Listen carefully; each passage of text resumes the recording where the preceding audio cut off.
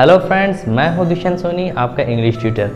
दोस्तों, आपने कभी मूवीज़ में ये डायलॉग सुने हैं? यदि तुमने हिलने की कोशिश की तो तुम्हें गोलियों से भून दिया जाएगा। यदि मैं पंछी होता तो तुम्हारे पास उड़कर आता। यदि तुम मेरे बर्थडे पार्टी में आओगे तभी मैं केक काटूंगी। ये डायलॉग्स आप बहुत सुने होंगे। अब ये जो डायलॉग्स होते हैं या इस प्रकार के सेंटेंसेस होते हैं, उनका यूज़ तो हम अपने डेली लाइफ में भी बहुत करते हैं। तो क्या आप जानते हैं कि ऐसे जो सेंटेंसेस होते हैं उनको क्या कहते हैं और इनका ट्रांसलेशन हम किस प्रकार से करते हैं?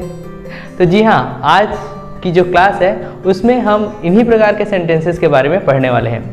इस प्रकार के जो सेंटेंसेस हैं वो कंडीशनल सेंटेंसेस कहलाते हैं। तो चलिए आज हम कंडीशनल सेंटेंसेस के बारे में विस्तार से चर्चा करते हैं, तो आप अंत तक बने रहिए। और हाँ, अगर हमारे इस चैनल को आप सब्सक्राइब अभी तक नहीं कर पाए हैं तो ज़रूर कर लीजिए, और लाइक और शेयर करना तो बनता ही है। तो चलिए हम कंडीशनल सेंटेंसेस के बारे में बहुत मज़ेदार तरीके से पढ़ते हैं। फ्रेंड्स, जो मैंने आपको एग्जाम्पल्स बताए थे उसमें आप गौर किए होंगे कि यदि शब्द से वाक्य प्रारंभ हो रहा था, तो कंडीशनल सेंटेंस की ये पहचान होती है कि सामान्यतः वाक्य यदि या अगर से शुरू होते हैं। तो आप ऐसे सेंटेंसेस में यदि या अगर शब्द से वाक्य को प्रारंभ करते हैं। तो आइए देखते हैं कि कंडीशनल सेंटेंसेस एक्चुअल में होते क्या हैं। सामान्यतया कंडीशनल सेंटेंसेस में दो क्लॉजेस होते हैं। दो क्लॉजेस मतलब दो सेंटेंसेस से मिलकर के बनते हैं। एक तो जो सेंटेंस रहता है, पहला वाला सेंटेंस, वो इफ क्लॉज कहलाता है, और दूसरा जो होता है वो मेन क्लॉज कहलाता है। जैसे कि हम एक एग्जांपल लेते हैं, if you sing I will dance. मैंने एक सेंटेंस लिखा, यहाँ पर आप देख सकते हैं कि ये वाला जो सेंटेंस है वो इफ क्लॉज कहलाएगा, क्योंकि इसमें इफ लगा हुआ है। और उसके बाद फिर हम कॉमा का यूज़ करते हैं, और उसके बाद फिर से दूसरा जो सेंटेंस होता है वो मेन क्लॉज कहलाता है। दोनों के काम क्या क्या होते हैं? इफ क्लॉज कंडीशन अर्थात शर्त को बताता है। तो यहाँ पर देखिए, यहाँ पर शर्त है कि यदि तुम गाओगे, ठीक है, यदि तुम गाओगे तब भी मैं नाचूंगा, ठीक है। तो शर्त रख दी गई है यहाँ पर। और देखिए, जो मेन क्लॉज होता है उसमें कार्य के पूर्ण होने या ना होने को व्यक्त किया जाता है। तो यहाँ पर देखिए कि पहले में तो शर्त रखी गई है कि भाई अगर तुम गाते हो तभी फिर मैं नाचूंगा, नहीं तो फिर मैं नहीं नाचने वाला, ठीक है। तो यहाँ पर काम पूर्ण होगा कि नहीं होगा, ये दूसरे वाक्य से, दूसरे क्लॉज से, मतलब मेन क्लॉज से पता चलता है। और ये जो पहला जो सेंटेंस होता है जिसको हम इफ क्लॉज बोलते हैं, उससे शर्त की बात हमको पता चलती है। तो चलिए देखते हैं कि ये कंडीशनल सेंटेंसेस किस किस प्रकार के होते हैं। तो देखिए, कंडीशनल सेंटेंसेस को मुख्य रूप से ना, इसके बाद फिर हम इसको और डिवाइड किए हैं। ओके, तो आपकी आसानी के लिए इसको पार्ट्स में डिवाइड करके आपको बताया जा रहा है। तो मुख्य रूप से इसे 3 भागों में वर्गीकृत किया जा सकता है। पहला है जब इफ क्लॉज, मतलब जो पहला वाला जो सेंटेंस है वो प्रेजेंट टेंस में हो, ठीक है। तो प्रेजेंट टेंस कहने का मतलब ये है कि प्रेजेंट इंडेफिनिट में हो सकता है, कंटिन्यूअस में हो सकता है, परफेक्ट, इस तरह से ये किसी भी प्रेजेंट टेंस के फॉर्म में ये हो सकता है। और यहाँ पर एक एग्जांपल देख लेते हैं, जैसे कि ये प्रेजेंट इंडेफिनिट में है if clause, if you run you will reach in time. यदि तुम दौड़ोगे तो तुम समय पर पहुंच जाओगे। अब यहाँ पर भले ही ये प्रेजेंट इंडेफिनिट में है, मगर मैं इसको हिंदी में यदि तुम दौड़ोगे बोल रहा हूँ, ठीक है। तो ये थोड़ा माइंड करने वाली बात है कि कहीं मैं गलत तो नहीं बोल रहा हूँ, ये गलत है कि सही, अगले स्टेप में मैं आपको बताने ही वाला हूँ, बस आप बने रहिए। दूसरा देखते हैं, जब इफ क्लॉज पास्ट टेंस में हो, मतलब ये पास्ट में हो सकता है, ठीक है, कि ये जो है वो पास्ट टेंस में, पास्ट इंडेफिनिट में या पास्ट कंटिन्यूअस में हो, ठीक। तब यहाँ पर क्या होगा, if she came to me, एक एग्जांपल है, if she came to me, ये पास्ट इंडेफिनिट में है, आई वुड हेल्प हर। यदि वो मेरे पास आई होती तो मैं उसकी मदद करता, ठीक है। उसके बाद फिर जब if clause past perfect tense में हो, जब if clause past perfect tense में हो, ये एक स्पेशल केस बनता है। तो फिर यहाँ पर देखिए, if he had worked hard, तो यहाँ पर देखिए ये पास्ट परफेक्ट टेंस में है, और यहाँ पर फिर उसके बाद फिर वुड हैव का यूज किया गया है, ही वुड हैव पास्ट। यदि वो कठोर परिश्रम करता तो पास हो जाता, ठीक है। तो यहाँ पर देखिए इसमें हम विल का यूज किए हैं मेन क्लॉज में, यहाँ पर हम वुड का यूज किए हैं, और यहाँ पर हम वुड हैव का यूज किए हैं। तो अलग अलग तरह से इसका यूज होता है। तो आइए अब हम इसको विस्तार से देखते हैं कि किस प्रकार से हम इसका यूज करते हैं इसके स्ट्रक्चर के साथ। तो आप अंत तक इसको जरूर देखिएगा और आपको कंडीशनल सेंटेंस में फिर कोई डाउट नहीं रह जाएगा। फ्रेंड्स, हमारे पास जब इफ क्लॉज प्रेजेंट टेंस में हो तो मुख्य रूप से 4 कंडीशंस बनते हैं। तो चलिए एक एक करके हम चारों कंडीशंस को देखते हैं। तो पहला कंडीशन देखिए कि जब हमारे पास स्ट्रक्चर कुछ इस प्रकार से हो कि इफ के बाद प्रेजेंट इंडेफिनिट आए, तो जो मेन क्लॉज होता है वो फ्यूचर इंडेफिनिट में आता है, ठीक है। यह हमेशा याद रखिएगा कि इफ के बाद प्रेजेंट इंडेफिनिट और उसके बाद फिर फ्यूचर इंडेफिनिट आए, तो फिर इसका जो हिंदी में जो ट्रांसलेशन होता है वो दोनों ही सेंटेंसेस वो फ्यूचर में ही होता है, ठीक है। तो चलिए इसके एग्जांपल्स देख लेते हैं। If it rains he will not come. तो यदि वर्षा होगी, इसका ट्रांसलेशन हो जाएगा यदि वर्षा होगी वह नहीं आएगा। If Ravi plays every day, यदि रवि रोज खेलेगा ही विल विन, वह जीत जाएगा। तो यहाँ पर देखिए इसमें इफ के बाद जो सेंटेंस आया है वो प्रेजेंट इंडेफिनिट में है, उसके बाद फिर जो मेन क्लॉज का जो सेंटेंस है वो फ्यूचर इंडेफिनिट में है, ठीक है। और यहाँ पर हम दूसरे सेंटेंस में भी देख सकते हैं। तो सेंटेंस इसी प्रकार से ही होगा आपके पास, और इसका जो हिंदी का ट्रांसलेशन होगा वो दोनों फ्यूचर इंडेफिनिट में ही रहेंगे, ठीक है। उसके बाद फिर दूसरा देखिए, दूसरा जो स्ट्रक्चर होता है उसमें इफ के बाद पहला जो सेंटेंस मतलब इफ क्लॉज वाला जो सेंटेंस है उसमें प्रेजेंट इंडेफिनिट ही रहेगा, ठीक। और उसके बाद फिर प्रेजेंट इंडेफिनिट दूसरा सेंटेंस भी रहेगा। ये इस प्रकार के सेंटेंसेस रहते हैं जिसमें शाश्वत सत्य हो। तो इसमें दोनों में कंफ्यूज होने वाली बात नहीं है आपको, ठीक है, कि किसमें हम लोग यहाँ पर फ्यूचर इंडेफिनिट का यूज करें और कहाँ पर प्रेजेंट इंडेफिनिट का। इसमें आपको कंफ्यूज होने वाली बात नहीं है।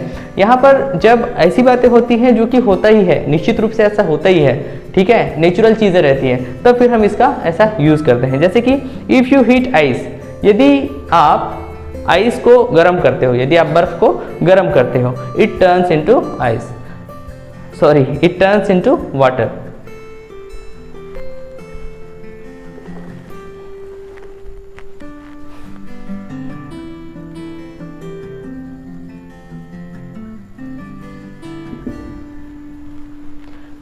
तो यहाँ पर देखिए if you heat ice it turns into water. यदि आप आइस मतलब बर्फ को गर्म करते हो तो वह क्या होता है, पानी में बदल जाता है।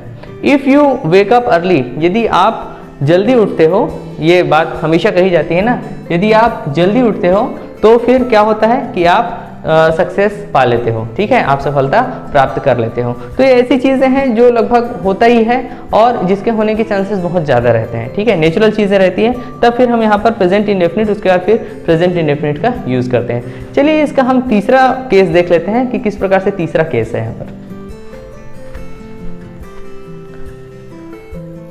जब हमारे पास तीसरा केस होता है तब हम प्रेजेंट कंटिन्यूअस का यूज़ करते हैं इफ क्लॉज में, और उसके बाद फिर हमारे पास मेन क्लॉज में फ्यूचर इंडेफिनिट होता है। तो ये भी आप नियम याद रखिएगा। जैसे कि if you are waiting for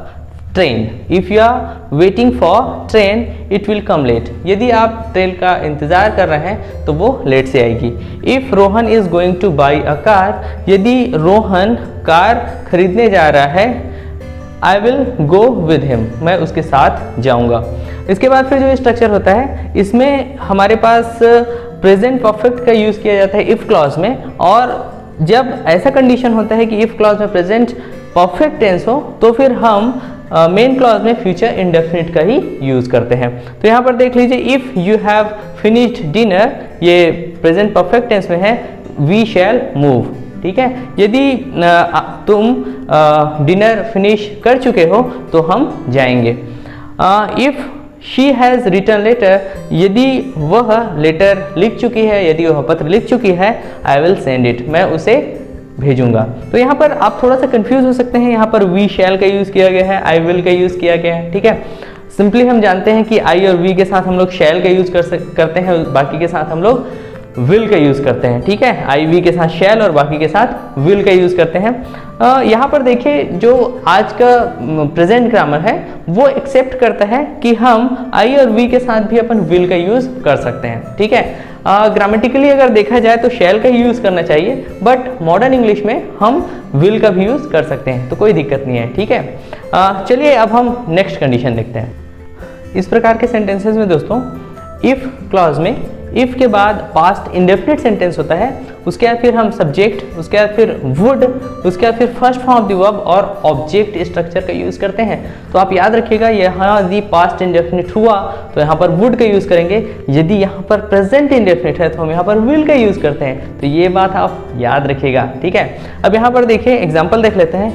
if a thief came, came मतलब past indefinite, okay, into my room, यदि मेरे रूम में कोई चोर आया। ठीक है, यदि मेरे कमरे में कोई चोर आया, आई वुड कॉल यू। ठीक है, यहाँ पर विल का यूज नहीं करना है, यहाँ पर किसका यूज करना है, वुड का यूज करना है। तो मैं तुम्हें बुलाऊंगा। ठीक है, भले यहाँ पर वुड का यूज है मगर यहाँ पर हम बुलाऊंगा का यूज करेंगे। ठीक है, यहाँ पर सेंटेंस की प्रकृति को समझिए, यदि आया तो, ठीक है, एक कल्पना की बात की जा रही है, तो सामान्यतः पास्ट इंडेफिनिट जहां पर भी इफ क्लॉज में यूज हो तो एक कल्पना की बात की जाती है। दूसरे वाले स्ट्रक्चर में आपको एकदम बेहतर तरीके से समझ में आ जाएगा। ठीक है, if someone tried to tease you, यदि किसी ने तुम्हें परेशान करने की कोशिश की, फिर यहाँ कल्पना की बात आ रही है। ठीक है, यदि किसी ने तुम्हें परेशान करने की कोशिश की, आई वुड बीट हिम, मैं उसे पीटूंगा। ठीक है, या मैं उसे पीट दूंगा। ठीक, उसके बाद फिर अब नेक्स्ट हम लोग केस देखते हैं।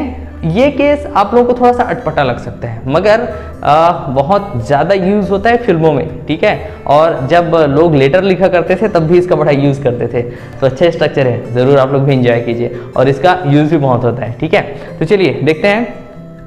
इफ के बाद सब्जेक्ट, उसके बाद फिर वर का यूज होता है, चाहे वो कोई भी सब्जेक्ट हो। ठीक है, चाहे वो आई हो तो वर तो यूज होगा ही के साथ भी आप वर का ही यूज करोगे। ठीक है, और शी, दे, कोई नाम हो तब भी, किसी भी प्रकार का भी सब्जेक्ट हो, चाहे वो कोई नाउन हो या फिर प्रोनाउन हो, हमको क्या यूज करना है, उसके साथ वर का ही यूज करना है। उसके बाद फिर नाउन और उसके बाद फिर सब्जेक्ट का यूज करेंगे मेन क्लॉज में, उसके बाद फिर वुड और उसके बाद फर्स्ट फॉर्म द वर्ब और ऑब्जेक्ट। तो यहाँ पर देख लीजिए, ये जो इफ क्लॉज है उसमें नाउन तक, ठीक है, उसके बाद हो सकता है कुछ अदर वर्ड्स हो आगे, है ना, और यहाँ पर सब्जेक्ट और वुड, उसके बाद फिर फर्स्ट फॉर्म द वर्ब और ऑब्जेक्ट मेन क्लॉज में अपने को यूज करना है। ठीक, तो यहाँ पर एग्जाम्पल देख लेते हैं। यदि मैं राजा होता, सेंटेंसेस किस प्रकार देखें, पूरी तरह से काल्पनिक, जो कि संभव होना बहुत ही मुश्किल है, ऐसी कल्पनाएं। ठीक है, ऐसी कल्पनाएं जो कि संभव होना बहुत ही मुश्किल है। यदि मैं राजा होता, मतलब कोई इंसान ऐसी टाइप का बोल रहा है कि मेरी कल्पना में यदि मैं राजा होता तो तुम मेरी रानी होती। ठीक है, तो if I were a king you would be my queen. ठीक है, तो यहाँ पर देखिए इफ आई वर का यूज किया गया है। ठीक है, ये इसी प्रकार से यदि ऐसा होता कि यदि वह राजा होता, यदि वह राजा होता तो वह उसकी रानी होती, इस प्रकार का मान लो सेंटेंस है। तो यहाँ पर भी होगा इफ ही वर। ठीक है, यहाँ ही वाज का यूज नहीं करना है, ये इस सेंटेंस की इस स्ट्रक्चर की खासियत ही है। ठीक, तो if he were a king she would be his queen, ये इस टाइप का होगा। ठीक है, यदि रोहन राजा होता, यदि रोहन राजा होता तो उसकी पत्नी उसकी रानी होती, मान लो ऐसा सेंटेंस है। तो क्या, if Rohan were a king his wife would be his queen. Simple है ना एकदम। उसके बाद फिर यदि मैं शायर होता, दूसरा एग्जांपल, तो तुम्हारे लिए शायरी लिखता। तो इफ आई वर अ शायर, देखिए पोएट नहीं हो सकता ना, यहाँ पर शायर शायर होता है, शायर के लिए इंग्लिश में भी शायरी वर्ड है। ओके, शायर कुछ अलग मिजाज के लोग होते हैं। तो शायर, इफ आई वर अ शायर, यदि मैं शायर होता, I would write Shayari for you, मैं तुम्हारे लिए क्या लिखता, शायरी लिखता। तो इस प्रकार के जो सेंटेंसेस है ना, इसका बड़ा रोचक ढंग से यूज होता है, जो कल्पनाओं की बात की जाती है। ठीक, यदि मैं पंछी होता तो उड़ता, if I were a bird I would fly. तो इस प्रकार के जो सेंटेंसेस हैं वो इसमें यूज होते हैं। मेरे ख्याल से बड़ा एंजॉय किए होंगे आप इस प्रकार के सेंटेंसेस को। अब देखते हैं हम नेक्स्ट केस। दोस्तों कई बार आपके साथ ऐसा होता है क्या कि आपने कोई कार्य नहीं किया पास्ट में और उसके लिए आपको फिर पछतावा हुआ हो, है ना। जैसे कि एग्जाम के टाइम में अक्सर होता है कि मैं थोड़ा और पढ़ लिया होता तो फिर अच्छे नंबर आ गए होते, मैं कल रात पार्टी में चले गया होता तो रसगुल्ला खा लिया होता। इस प्रकार के जो सेंटेंसेस होते हैं उसका हम ट्रांसलेशन इस स्ट्रक्चर के द्वारा करते हैं। आप देखिए जरूर। इसके लिए हम इफ उसके बाद फिर पास्ट परफेक्ट के यूज करते हैं। उसके बाद फिर हम मेन क्लॉज में, ये इफ क्लॉज में है, इफ उसके बाद फिर पास्ट परफेक्ट, ओके। उसके बाद फिर मेन क्लॉज में हम सब्जेक्ट उसके बाद फिर वुड हैव का यूज करते हैं। देखिए थोड़ा चेंज हो गया है ना, पहले वाले सेंटेंस में हमने विल का यूज किया, फिर वुड का यूज किया, अब थोड़ा सा चेंज हुआ और जब यहाँ पर पास्ट परफेक्ट हो तो हम किसका यूज कर रहे हैं, यहाँ पर सब्जेक्ट और फिर वुड हैव का यूज कर रहे हैं। और चूंकि यहाँ पर वुड हैव है तो फिर हम हैव, हैज या हैव के साथ हमेशा क्या यूज करते हैं, third form of the verb. तो यहाँ पर देखिए third form of the verb का यूज किया गया है और उसके बाद फिर ऑब्जेक्ट। तो यहाँ पर देखिए एग्जाम्पल में, if I had gone to Agra, यदि मैं आगरा गया होता, I would have visited Taj Mahal, तो मैं ताजमहल देखा होता, लेकिन मैं नहीं गया तो मुझे अभी पछतावा हो रही है, ठीक है। इसी प्रकार से if Ravi had worked hard, यदि रवि कठोर परिश्रम किया होता, ही वुड हैव पास्ड, तो पास हो गया होता लेकिन नहीं किया तो अब उसको पछतावा हो रही है, ठीक है। तो इस प्रकार के जब सेंटेंसेस हमारे पास होते हैं तब हम ये स्ट्रक्चर का यूज करते हैं। तो इस प्रकार कंडीशनल सेंटेंसेस का हम यूज करते हैं और इसका यूज हम डेली लाइफ में बहुत ज़्यादा करते हैं। तो आप इन सब सेंटेंसेस को अच्छे से प्रैक्टिस कीजिए और अपने रूटीन में लाइए, फिर देखिए आपकी इंग्लिश कितनी बेहतर हो जाती है। और कभी भी जब एग्जाम में इस प्रकार के क्वेश्चन पूछे जाएं तो आपके लिए अब बहुत ही आसान हो जाएगा। तो चलिए दोस्तों, हम नेक्स्ट वीडियो में मिलते हैं। Thank you very much.